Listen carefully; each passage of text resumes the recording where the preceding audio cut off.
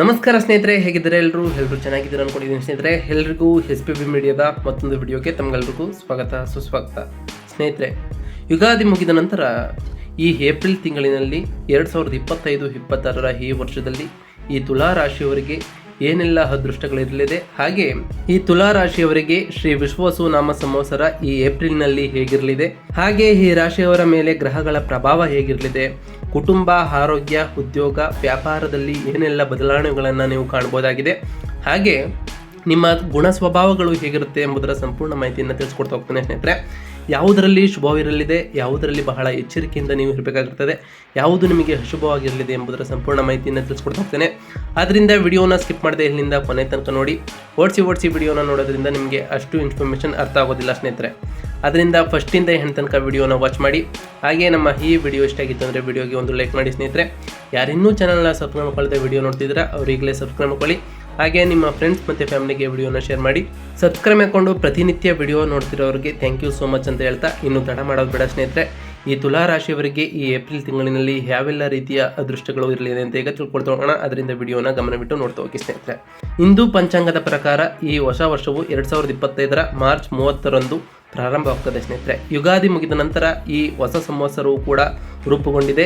ಈ ಯುಗಾದಿಯ 2025 ಪಂಚಾಂಗದಲ್ಲಿ ಶ್ರೀ ವಿಶ್ವಾವಸು ನಾಮ ಸಂವತ್ಸರದ ಆರಂಭವನ್ನು ಕೂಡ ಸೂಚಿಸಲಿದೆ ಸ್ನೇಹಿತರೆ. ಆದ್ದರಿಂದ ಈ ಹಿಂದೂ ಹೊಸ ವರ್ಷವು ತುಲಾ ರಾಶಿಯಲ್ಲಿ ಜನಿಸಿದವರಿಗೆ ಈ ಏಪ್ರಿಲ್ ತಿಂಗಳಿನಲ್ಲಿ ಹೇಗಿರಲಿದೆ, ನಿಮ್ಮ ಜೀವನದಲ್ಲಿ ಏನೆಲ್ಲ ಬದಲಾವಣೆಗಳನ್ನು ನೀವು ಕಾಣಬಹುದಾಗಿದೆ, ಹಾಗೆ 2025 ಏಪ್ರಿಲ್ ಭವಿಷ್ಯ ಹೇಗಿರಲಿದೆ ಅಂತ ಈಗ ತಿಳ್ಕೊಳ್ತಾ ಹೋಗ್ತೀರಾ. ಗಮನವಿಟ್ಟು ನೋಡ್ತಾ ಹೋಗಿ ಸ್ನೇಹಿತರೆ. ಈ ತುಲಾ ರಾಶಿಯವರಿಗೆ 2025-26 ಗ್ರಹ ಸಂಚಾರ ಹೇಗಿರಲಿದೆ ಅಂತ ಕೇಳೋದಾದ್ರೆ, ಶನಿ ಗ್ರಹದ ಸ್ಥಾನವು ಈ ಹಿಂದೂ ಹೊಸ ವರ್ಷದ ಈ ಏಪ್ರಿಲ್ ತಿಂಗಳಿನಲ್ಲಿ ಶನಿಯು ಮೀನ ಮತ್ತು ಮೇಷ ರಾಶಿಯಲ್ಲಿ ಚಲಿಸಲಿದೆ ಸ್ನೇಹಿತರೆ. ಶನಿಯು ಮೀನ ರಾಶಿಯಲ್ಲಿ ಚಲಿಸುವುದರಿಂದಾಗಿ ನಿಮ್ಮ ಆರೋಗ್ಯ, ಕೆಲಸ ಮತ್ತು ಇತರ ಕ್ಷೇತ್ರಗಳಲ್ಲಿ ಅಡೆತಡೆಗಳ ಬಗ್ಗೆ ಹೆಚ್ಚಿನ ಗಮನವನ್ನು ನೀವು ನೀಡಬೇಕಾಗಿರುತ್ತದೆ. ಹಾಗೆ ಈ ಅವಧಿಯಲ್ಲಿ ನೀವು ನಿಮ್ಮ ಸಾಲ, ಜಗಳ ಮತ್ತು ನಿಮ್ಮ ದಿನಚರಿಯನ್ನು ಸುಧಾರಿಸುವಲ್ಲಿ ಹೆಚ್ಚಿನ ಸಮಯವನ್ನು ನೀಡುವುದು ಬಹಳ ಉತ್ತಮವಾಗಿರಲಿದೆ ಸ್ನೇಹಿತರೆ. ಹಾಗೆ ಶನಿಯು ಮೇಷರಾಶಿಯನ್ನು ಪ್ರವೇಶಿಸುವುದರಿಂದಾಗಿ ನೀವು ಸಂಬಂಧ, ಪಾಲುದಾರಿಕೆ ಮತ್ತು ವ್ಯಾಪಾರದಲ್ಲಿ ಸಾಕಷ್ಟು ಸವಾಲುಗಳನ್ನು ಎದುರಿಸ್ತಾ ಹೋಗ್ತೀರಿ ಸ್ನೇಹಿತರೆ.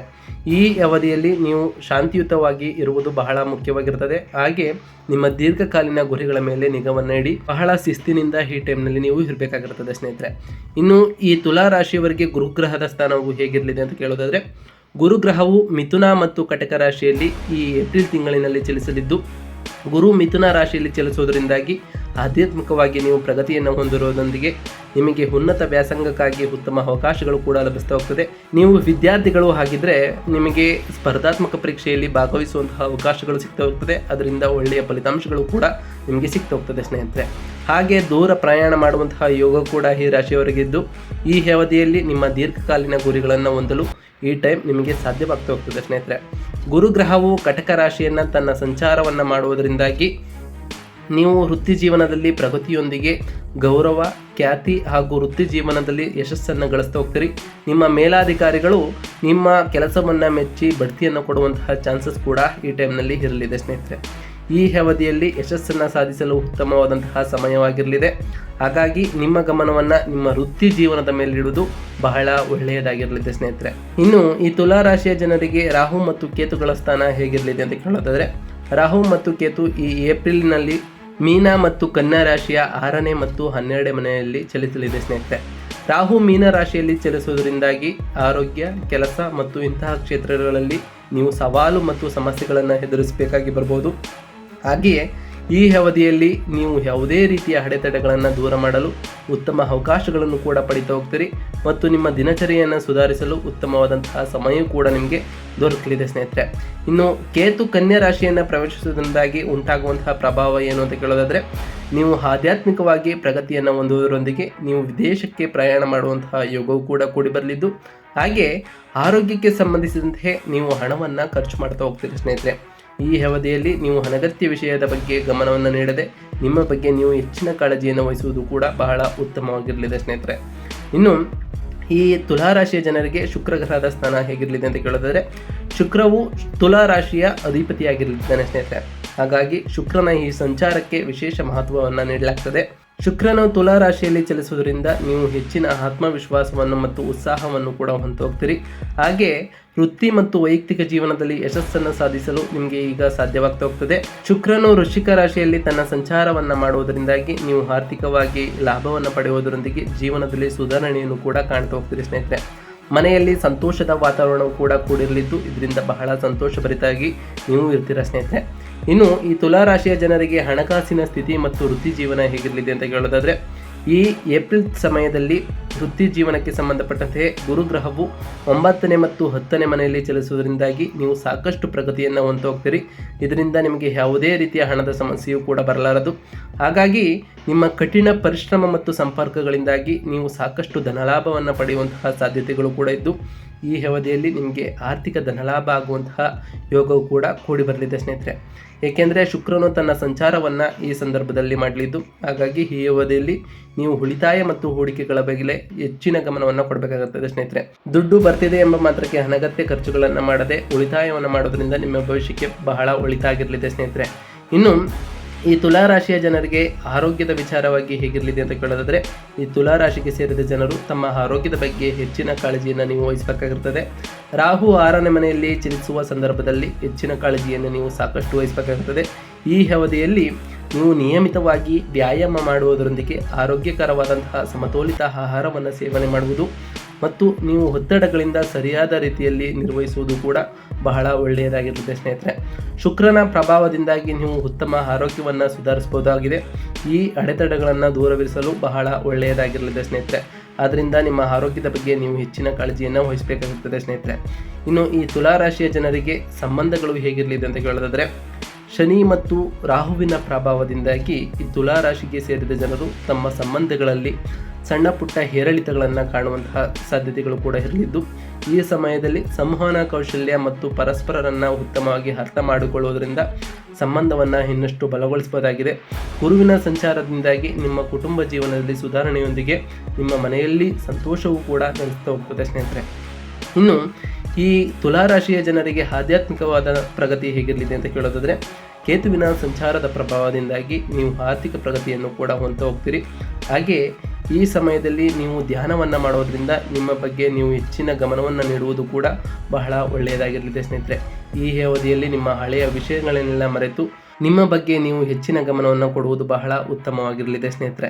ಇನ್ನು ಈ ತುಲಾ ರಾಶಿಯ ಜನರಿಗೆ ನಾವು ನೀಡುವಂತಹ ಪ್ರಮುಖ ಸಲಹೆಗಳು ಏನು ಅಂತ ಕೇಳೋದಾದರೆ, ಶನಿಗ್ರಹದ ಸಂಚಾರದ ವೇಳೆ ನೀವು ಶಿಸ್ತು ಮತ್ತು ದೀರ್ಘಕಾಲೀನ ಗುರಿಗಳ ಮೇಲೆ ಹೆಚ್ಚಿನ ಗಮನವನ್ನು ಕೊಡ್ತಾ ಹೋಗಿ ಸ್ನೇಹಿತರೆ. ಮುಖ್ಯವಾಗಿ ನೀವು ಬಹಳಷ್ಟು ಶಿಸ್ತಿನಿಂದ ಇದ್ದರೆ ನಿಮಗೆ ಆ ಶನಿದೇವರ ಕೃಪೆಯೂ ಕೂಡ ಲಭಿಸ್ತಾ ಹೋಗ್ತದೆ. ಹಾಗೆ ಪ್ರತಿ ಶನಿವಾರ ಆ ಶನಿದೇವರ ಜಪವನ್ನು ಮಾಡಿ, ಸಾಧ್ಯವಾದರೆ ಶನಿದೇವರ ದೇವಾಲಯಕ್ಕೆ ತೆರಳಿ ಶನಿದೇವರಿಗೆ ಪ್ರಿಯವಾದಂತಹ ಕಪ್ಪು ಎಳ್ಳಿನ ಬತ್ತಿಯನ್ನು ಹಚ್ಚೋದ್ರಿಂದ ನಿಮಗೆ ಸಕಲ ಕಾರ್ಯಗಳಲ್ಲೂ ಕೂಡ ಯಶಸ್ಸನ್ನು ಕಾಣ್ತಾ ಹೋಗ್ತೀರಿ. ಹಾಗೆ ಈ ಗುರುವಿನ ಸಂಚಾರದ ಸಮಯದಲ್ಲಿ ನೀವು ಮಾಡಬೇಕಾದಂತಹ ಕಾರ್ಯ ಏನು ಅಂತ ಕೇಳೋದಾದರೆ, ನಿಮ್ಮ ಜ್ಞಾನ, ಕೌಶಲ್ಯ ಮತ್ತು ಆಧ್ಯಾತ್ಮಿಕ ಅಭ್ಯಾಸಗಳನ್ನು ವಿಸ್ತರಿಸಲು ಈ ಸಮಯವನ್ನು ಬಳಸ್ಕೊಳ್ಳಿ ಸ್ನೇಹಿತರೆ. ಇದರಿಂದ ನಿಮ್ಮ ಜ್ಞಾನವೂ ಕೂಡ ಇಂಪ್ರೂವ್ಮೆಂಟನ್ನು ಕಾಣ್ತಾ ಹೋಗ್ತದೆ.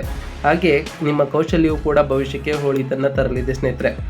ಇನ್ನು ಈ ಅವಧಿಯಲ್ಲಿ ಹಣಕಾಸಿನ ವಿಷಯವಾಗಿ ಬಹಳಷ್ಟು ಜಾಗರೂಕರಾಗಿ ಇರಬೇಕಾಗುತ್ತದೆ. ಹಣ ಬರ್ತಿದೆ ಎಂಬ ಮಾತ್ರಕ್ಕೆ ಅನಗತ್ಯವಾದಂತಹ ಖರ್ಚುಗಳನ್ನು ಮಾಡುವುದು ತಪ್ಪು ಸ್ನೇಹಿತರೆ.